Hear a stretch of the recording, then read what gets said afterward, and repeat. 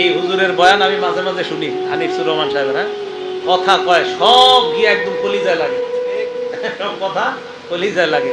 একটা বয়ান করছে, কতবার যে এই বয়ানটা আমি শুনছি জানেন।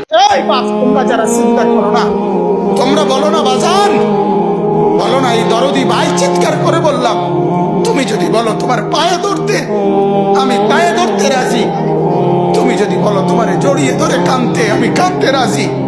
তুমি বলো কেন আল্লাহর সাথে রাগ করলাম, কেন আল্লাহর সাথে রাগ করলাম, কেন আল্লাহর সাথে নারাজ হইলা, কেন সেজদা কপালে ছুটলো না, কেন মালিকের সাথে সারাদিনের এত কিছুর বিনিময়ে আল্লাহ তাআলা একটা মিস কল দিলে, 2 সেকেন্ডের একটা মিস কল দিলে বন্ধু তুমি টের পাও তোমার মোবাইলে মিস কল আসছে।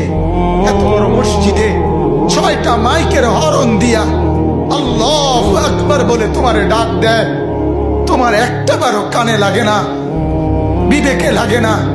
তোর মতো সত্য ডাকাত, তোর মতো পাষাণ বেটার কে হইতে পারে? বেটা কথা বলেন না কেন? তুই ডাকাত, কত বড় ডাকাত। ওই যে এই যে একটা বয়ান আছে দেখবেন, যে তুমি আজকে কার জন্য কি করলা, বড় বড় বিল্ডিং করলা, পাইলিং করলা, তুমি মরে যাইবা, সব শেষ। এটা জানেন না? এত হিট করছে এই বয়ান, দিলে হিট করে। কি কইল উনি?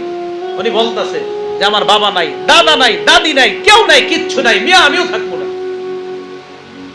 ওনাদের বয়ান আমি মাঝে মাঝে চিন্তা করি, আল্লামা মুস্তাকুর নবী সাহেব, আমাদের মাওলানা আনিসুর রহমান আশরাফী সাহেব আমারে খুব মহব্বত করে, ওনারা খুব মহব্বত করে, কিন্তু আসলে আমি অকৃতজ্ঞ বান্দা, এখনো দেখা করতে পারতেছি না।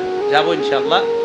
হুজুর আনিসুর রহমান আশরাফী সাহেব দেখবেন কোনো সুর সার কিচ্ছু নাই, কথা গিয়া সুর লাগে দিলে একদম হিট করে। কি আজীব এক ইয়া।